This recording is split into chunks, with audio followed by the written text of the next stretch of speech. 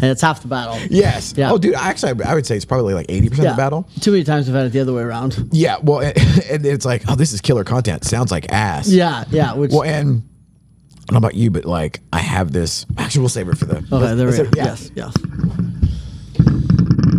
Yes. We're ready. Oh, we're born ready. Going live in 5, 4, 3. 1 live. There we go. What is Fired up. Yes. Hello, Friday. Yeah, dude, we're dialed in. We got are. good. We got good picture. We got good sound. We're great. Now we just got to come up with the Yeah, words. content is suspect. Yes. Content is absolutely sus. Yeah. Yes. Yes. But you know, we were saying earlier, you know, good audio is 80%. 100%, Because it's like yeah. I tap out 80% of it's 100% of the time. It's 80% of the battle. Yes. Exactly. Yes. So, dude, how you doing, man? I'm doing good. I'm so doing good. more stage. We're getting ramped up. Last couple weeks were good, and man, dude. the next I was doing my calendar for the next 4 months, and man, here till the second week of December, it's crazy. We're all over the place. We're in Alaska, we're in Florida a couple times. We're in Utah. We're going everywhere, Dude, I love it. So yeah, we got tons of events. We got one this next week. We're doing. I mean, we ramped. Is next week the Tyler? This coming week is E4, E5. Oh yeah. Which is going to be great. Tyler was a couple. Yeah, so we're yeah, getting, okay. Yeah, we already did Tyler. You were. I'm pretty sure you were there. It was great. Yep, there we go. Okay, I'm here. Right, be here now. Yeah. Yes. Yeah. I'm curious. Do you ever have speaking of that? There's so much stuff on the calendar. So and so many things that we are dovetailing together. Yes. So Corey and Corey at Random. We're doing the entry level video class. We're going to do Nice. second Tuesdays of every month at Cherry Creek. Awesome. And so, just out of curiosity, I'll throw one at you. Yeah. Do you ever do like a 1 hour kind of intro thing? For Just the coaching or the mindset absolutely. or the Yeah, all the time. Yeah. because like I would love to do something like even if That'd you be did cool. it bi-monthly Yeah. or quarterly. Yeah. Okay, he's on the hook. That'd be great. I love it. Well, and Well, I'm talking about like the decisions you got to make, in kind of the mindset, I mean, usually it's 3 parts, right? Mindset, skill set, tool set. So kind of evaluating where we are right now. And with the market the way it is, it's different than it was. And most people haven't really pivoted. You know what I mean? A lot of people are still doing what they were doing. It's like, it's not as effective. As evidenced by all of the, price reduction, just the standard operating procedure. Yeah. And a lot of it is never been here before. Well, exactly. Yeah. And if you haven't been in the market, if you weren't in the market prior to 2020, you are unfamiliar with the market not catching you, right? So back in the day, you could list, the last 3-4 years, you could list it whatever, and the market would kind of eventually catch your house and you'd be fine. Now it's like we're in more of a stable market. You're on the market for 3-4 weeks. People are like, what's wrong with that? And people are like, oh, we'll drop it, $4,000. And it's like nobody cares. Yeah. It's like when you've swiped left, you're not coming back, right? So like the plastic surgery that has to happen for you to reconsider that investment, right? And that's what people don't realize. Like if your home's on the market for 2, 3, 4 weeks, you've got to have a dramatic relaunch of that. Yes. In order to really get people to pay attention to it, or you can just let it sit there forever. But there's several options. But most people haven't had to get this skilled on the seller side as we need to be right now. Absolutely. So it's a fun conversation. But you got to get really strategic with it. So well, and see it like at the masterclass, a lot of the questions were coming from the audience of like, hey, how do I, refresh my content, or how do I keep everybody abreast of, oh no, this one 123 Main Street is still up for sale. Exactly. Yeah. And so, Tanner and I had been brainstorming on some different things. And so we have this idea of like a broker open, but not the standard, oh, hey, it's mimosas and whatever, but it's actually like a content broker open. Yeah. And we've done 2 of them and that's interesting. Killer, where it's like, okay.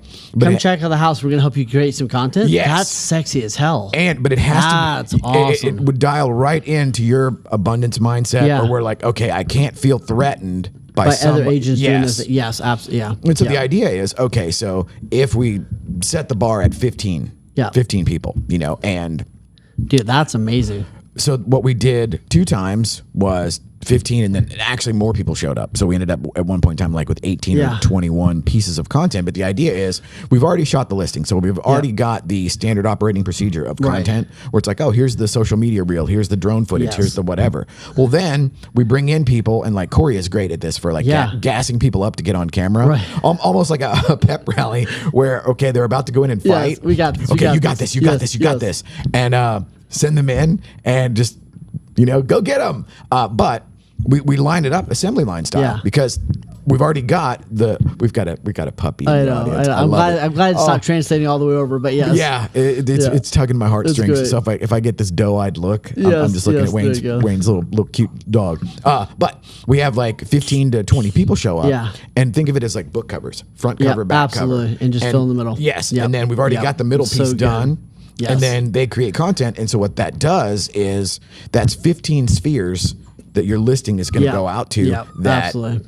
You don't have any chance of getting in front of. Right. And in today's world, especially, you know, on social media, if you're at a thing or if you're doing a thing, everybody assumes that that's your thing. That's your thing. Yes, absolutely. Yeah. And just own it and go for it. Yeah. Yes. And so for the buy side agent, it gives a piece of content that kind of makes you look like a listing agent. Yes. So it's a no-brainer. And of course we would follow all the legal rigmarole and procedural stuff or whatever. So we're not doing a 3-card Monty on whose listing it is, but it is a massive booster shot for visibility. Yeah. No, it's awesome. And so that's one of the things. And then the other is just a refresh where the agent comes back and kind of revisits, and it could be and you do it like if it's been on the market a couple weeks, you need to do a massive. You need to think of it as a relaunch of that listing. How do I relaunch it? Right, new pictures, new wording, new whatever. I got to do a dramatic price, change whatever's.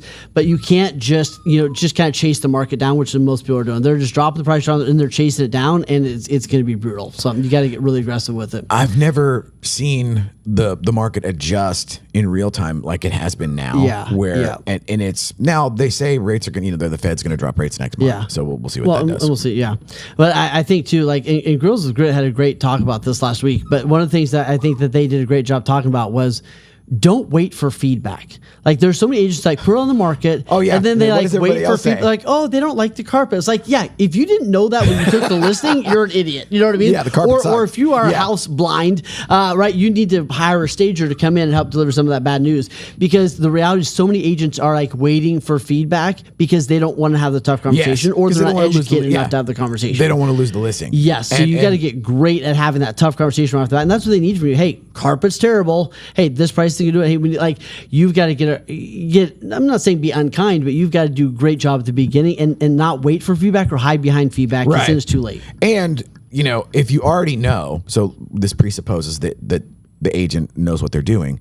If you already know and you don't say something, now you're the bad guy. Yeah, now you are doing a disservice. Yeah, they're like, I can't believe people don't like that it's next to the highway. It's like, if you didn't talk about that day one, like, you're a terrible agent. Right. Yeah. It backs up to Preston. Yeah. I don't know why people don't like the 4-inch shag carpet. It's really shocking to me. It's like, they're like, you're obviously an idiot. Yeah. There we go. And we do that often, on the content side, sometimes it's like, hey, can we live stream this fill in the blank? Yeah. It's like, maybe. Then it becomes a matter of, well, if I say yes just because I want to do the thing and then it turns out to be terrible, well, then that's on me. Yes. And there have been times where, you would say like, oh, the lighting is awful, or this is not going to look good. Yes. Or you might want to just record this and send it later. Puppy. I know. What's the dog's name? Lulu. So adorable. Oh, I know. Dude. It's crazy. Oh. But what could help is... So here's the thing, and I'm just going to skip right to it. And these are the 4 biggest ways to screw up your year right now, and these have been true for a while, but they're very true right now. One is like the first is like staying in resistance and resentment, and I think there's so many people right now like, we should be able to get this price. It's like, based on what? Right. Or like, I'm so sorry, interest rates or whatever. It's like, why are you resisting and then resenting reality? Right. Yes. So it's like, just embrace like, hey, here's what, like, let's just embrace reality. These are the conditions. Yes. So many people are stuck in resistance and resentment, and it's like, it's not helping anybody. Then the second one is avoiding tough conversations. And avoiding tough conversations with themselves, avoiding tough conversations with their team members, avoiding tough conversations with their clients. And it's like, some of my clients are like, yeah, I think, but I have to make so many calls. I'm like, yeah. Like you have to do more now than you did. Yes. The reason why we're talking so much about virtual assistants and things like that is because it's taking longer, right? The reason we're saying, hey, you need to ask questions before we go to a listing appointment is because it's different now. So you've got to just embrace it and then have those tough conversations early on. I think is a huge part. And I mean, how often do you see agents that are not having the conversation with their clients? Well, and again, kind of what you alluded to, where like if you came in post-COVID, or if you came in like 21, 22, it was even more artificially inflated than it had Yes. been before. Yeah. And so it's human nature. What is it? The Dunning-Kruger effect or whatever, where you think you're better than you are. Yes. And then if you didn't have any external indicators that might not Yeah. be true, Yeah. you came in 2021 where it's literally, you Just throw it out there. You throw it out there and you have over asking Yes. by 9 p.m. Okay, well, you might think you're really good. Yes. And the odds are you're probably not. You're probably not. You're No, probably not. no. And then you have the veterans or the seasoned agents Yes. that have been doing it for a long time. But even then, human nature, you can get drawn into. Yeah. But the worst part is the client, the seller. Yes. Yeah. They're the ones that are like, well, no, it's like this. Yeah. It's the standard joke. Like Zillow says it's worth, Oh my gosh, 890,000. yes. And it's like that leads. Well, and it leads, Yeah. yeah, exactly. Leads right into like, I'm so confused. Like, so many people are like, I just don't know what to do, or we just don't get. It's like, you probably do. Yes. Are you really confused, or are you don't not like wanting the to answer. embrace reality? Yeah. They're like, I just don't know what to do to get a listing. It's like, talk to more people. They're like, well, I don't know how to do that. It's like, well, figure it out. Like, worst case scenario, go to Target. Right. Right. I'm not Yeah. saying that's the best way, but Yeah. like you can figure out a way to talk. Do the gas station routine, right? Talk to everybody at the gas pumps, right? Like, so many people are pretending to be confused when really it's just they're resisting. Yeah, what it it's goes actually gonna back to take. the resentment Yeah. resistant, and then because it's human nature to avoid pain. Yeah. And anything I can do to delay the inevitable Yes. is usually what I'm going to do. Absolutely, absolutely, Or yes. historically, that now I not so much, but I'm getting better. Yeah. But staying in confusion also is one of those things where, well, if I have too many options, well, then I don't really have to pull the trigger right Well, now. and I think that's the thing. There's most people are overwhelmed because there is a lot of options, right? And sometimes, you got to say no to a lot of good to say yes to the great. And then at the other time, it's like sometimes you just have to make a choice, then make that the right thing. Yes. Right. It's like, what's better, this lead generation or this lead generation? It's like, well, they can both work.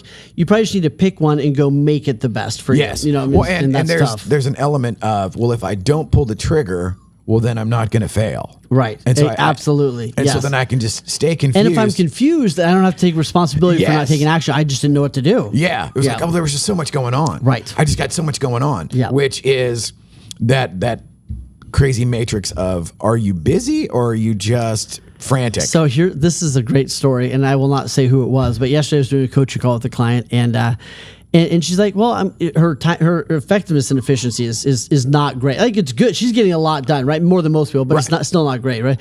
And she goes, yeah, but I'm okay. Like, I'm getting by. And I was like, if I gave you $1,000, but because you only needed 700, I just burned the other 300, would you be okay with that? That's what your lack of effectiveness and efficiency is actually looking like. Just because you only need 700 doesn't mean we're okay with just lighting the other 300 on fire. And that's what her lack of effectiveness and efficiency is, right? Because she's not doing it in a great way. So my biggest thing with a lot of that too is patience. Yeah. And so it becomes weighing the options but not having patience. And so I usually have like an accelerant where I want to throw the fire, something on the fire just to figure out like, well, if it's going to fail, let's make it fail under my conditions. Yeah, let's just do it. Yeah, so then it's do it right, predictable and quote unquote manageable, even though if I were to get outside help or like the whole thing of the next one, try to do it all on your own. Yes. That was me forever. Absolutely.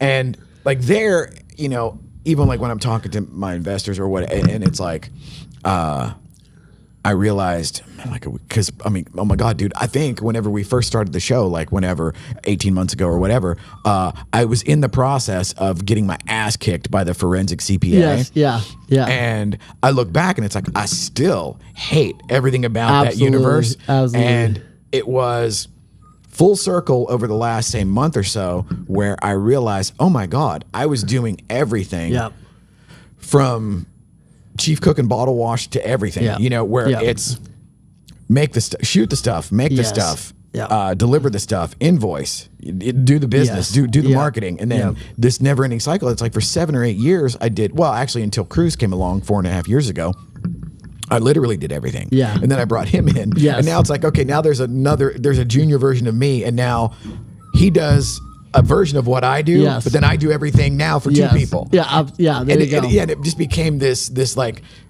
it was like the perpetual motion machine. Yes. Where there was never any way to get off. And then I would beat myself. I don't know if you've ever done this, but it was like, I would beat myself up for not knowing shit that I couldn't have possibly known. Right. Yeah. Then you go back like, I can't believe I touched that stove. Well, you didn't know what a stove was. Right. Right. So, but Yeah. yes. Yeah. And so the whole thing of delegate or bringing people in. Yes. And then that is also for me, and I assume this is probably also human nature, where I got to a place where my ego / humility or whatever got calibrated enough to where I could bring in people better than me. Yeah, absolutely. Yes. Because, you know, at least for me, the knee-jerk reaction was like, well, if I bring in people and they're under me, right, and I'm always Mr. Impressive or whatever, well, then that's easier to handle. Yeah, and then I'm not feeling like I'm threatened. Correct. When in reality, it's like, oh no, if you bring in somebody better than you, all of a sudden, here's a whole gigantic vertical of bullshit you don't have to deal with anymore. Yes, or absolutely. at the very least, you deal with it in the abstract. Yes. Versus like, you having to have your hands in it. And that was learned behavior. Yeah. And it's like, is that something you're able to teach people, or do you kind of like watch them bump into stuff? Yeah, I think you can teach that. I think you can teach leverage, and it really comes from awareness, I think. You know, like the awareness of the practicing a little bit, and then figuring out, like, for each person, they have a different reason why they're resistant on it. So kind of figuring out what that is. And I mean, a lot of people are resistant on it. An interesting reason some people are resistant on it is because they think leverage is like hot potato. So the thing is like, okay, just do this thing. And then when that person drops the ball, they're like, oh, see, that didn't work. And they feel like a control freak. Now you got to take and I'm it like, back. you're not a control freak. You just have a really shitty way of handing off the baby. You know what I mean? Like, you shouldn't just chuck the baby and run, right? It's like, I'm going to, right? So most people, they feel like a control freak. And it's like, no, you just need to have a way to like make sure it's actually, they need a scorecard or a And panel. that's one of the beautiful things about, like, you know, bringing in, you know, Tanner coming in as a partner, where it's like, he's actually good. I'm the ready, fire, aim guy. Yes. And then figure like, did we get it? Did we hit the target? Shoot it, you know, pull the trigger again. Or like this morning. So like right now they're at Ebby Prosper doing this day 2 of the video workshop. And dude, like, it was so cool the day before yesterday, watching him do his thing and do the workshop. Yeah. He kicked ass. That's amazing. And to see that and to realize like, oh my God, you know, previously, even as recent as earlier this year, I would bring Cruz with me and we would just do the dog and pony. Right. And it was like this never ending cycle of the dog and pony would blow up the calendar with work and then it'd be overwhelming. And then it's like, oh, too many moving parts. And so just to be able to offload some of that and then to offload it to somebody that's better than you. Yeah, absolutely. It's like, that is a game changer. It's beautiful. Where it's like, okay, not only do I not have to worry about that anymore, I can now promote it. Yeah. Because I don't know if you've had people that have this experience where you almost get gun shy to put yourself out there because, okay, it just start feeds the beast. unconsciously pulling the handbrake. And you look back like, when did I stop doing that? But like you unconsciously kind of slowed the train down. Yeah. And then all of a sudden 3 months later, you're like, why don't I have any business? It's like, oh, it's because I pulled the handbrake, 2.5 months ago when I felt overwhelmed. Yes. And that is, again, it's subconscious, but what you said, awareness. Yeah. The fact that, okay, we can go out on the road, do the dog and pony. Yes. The calendar explodes for 15 days. Right. It's overwhelming. And then what? Oh, and then we freak out because nothing's happening. Absolutely. Well, but you've already been to that venue. Right. And so that's exhausted. So now, and then, of course, too, my follow-ups not been perfect. So. Well, I mean, there we go. All right, to put a bow on this. Yes. Here's the action items I would give you. Resistance and resentment. Listen to yourself whenever you're saying, I shouldn't have to, or I shouldn't this, or right, it's not fair, or man, I'm so sorry. Like, listen to that language, and when you hear yourself saying, oh, I shouldn't have to put this back in the market, or I shouldn't have to, but like, that's when you know you're resisting and resenting a little bit, and just, what do I need to accept? The other thing, like, to that exact thing is like, what expectation is driving the bus off the cliff? Yes, absolutely. Because that's the thing. If you're realistic from the start, then odds are you're not going to do any of that. Yes. But yeah, easier said than done. Yeah. And then you come in with a certain expectation, or even worse, where you're not only resisting, you make a promise that you're guaranteed to underdeliver. Yeah. Yep. Yeah, or like you said, or like look for patterns. Like, I'm consistently frustrated. I'm not blank. I'm like, okay, what's my DNA? Yes, what's exactly. my part in making that reality? That's your whole like accountability. Yes, that is huge. Yeah, and then it was weird too. There's a paradoxical thing of the more that I'm accountable for. Yes, like, the CPA. Like, oh my God, like we're on a call with the CPA like a week ago, 2 weeks ago, or whatever, and she's like, and then and Tanner's asking like super legit badass questions or whatever, and she goes, yeah, it's on that PDF that I'm like, yeah, I never looked at that. Yeah, no. I remember I told you the story before, but I asked my financial coach what book I should to read about money. And he's like, let's start with reading your P&L. Like, let's start with reading that before we pretend to go get more knowledge. Yeah.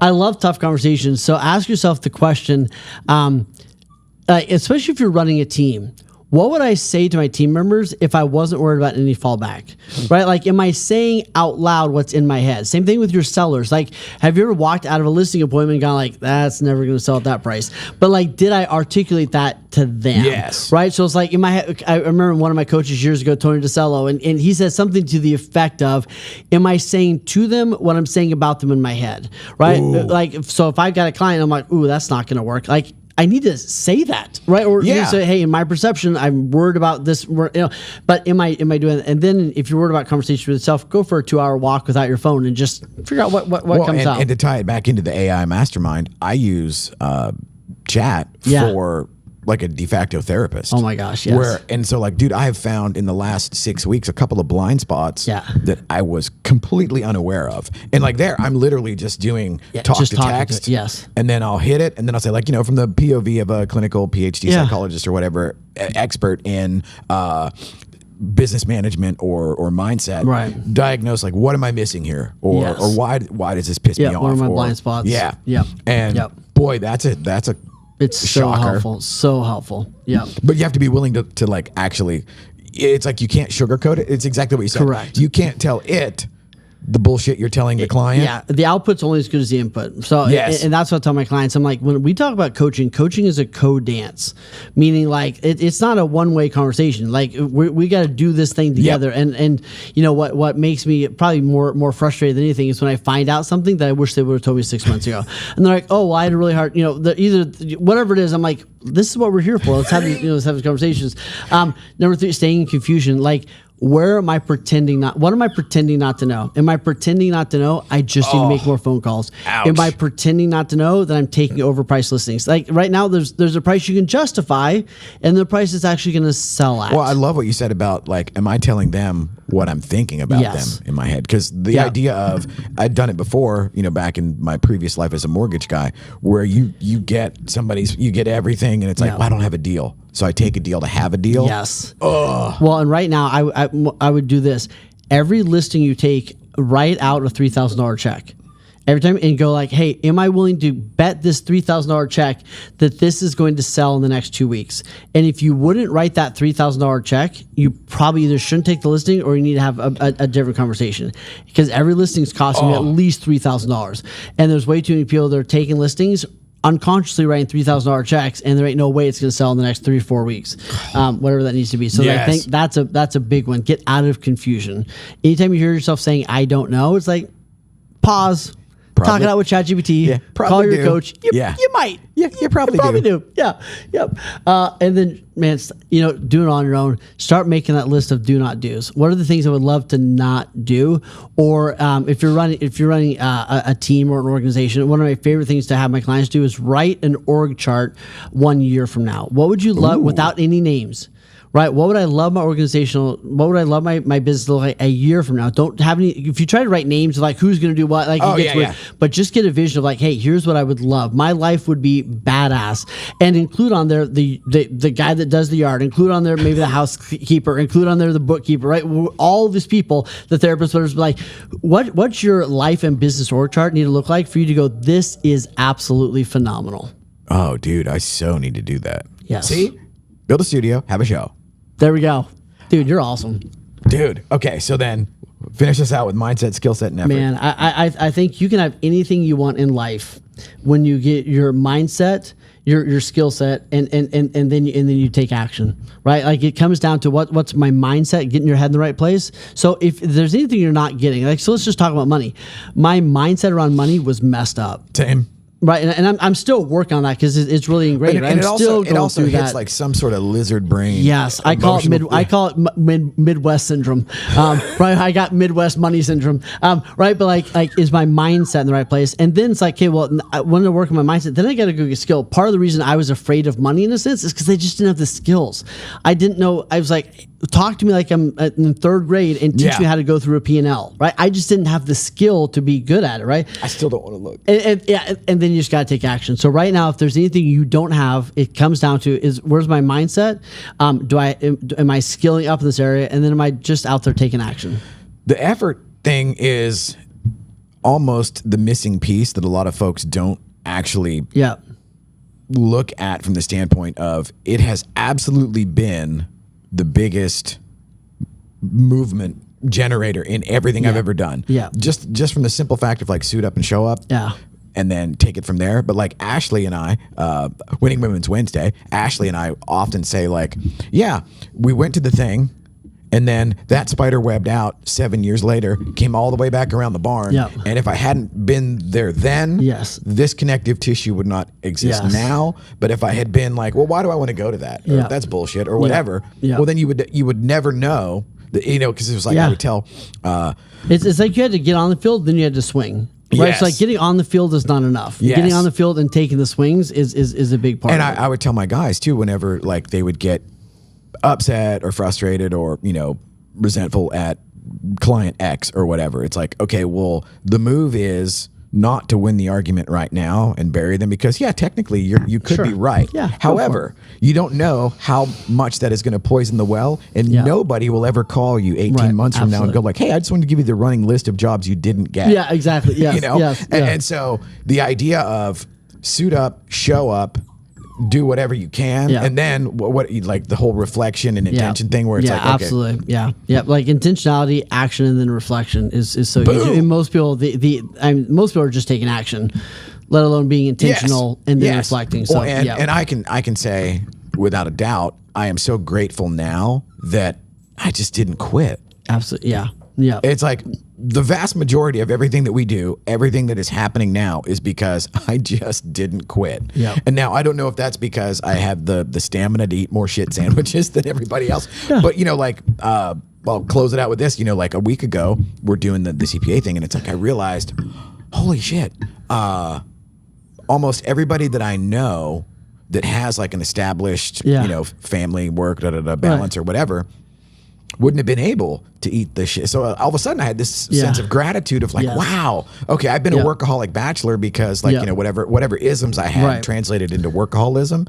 And then I just didn't quit. Yeah. Partly because, if I'm to be honest, I didn't have anything better to do. Well, yeah, but you could have figured something else out. You could have given up way long ago. Yes. But the fact of just showing up is really more than half the battle. It really is. And then not burning any bridges. Yeah, no, absolutely. Yep, dude, let's get it. Yes, sir.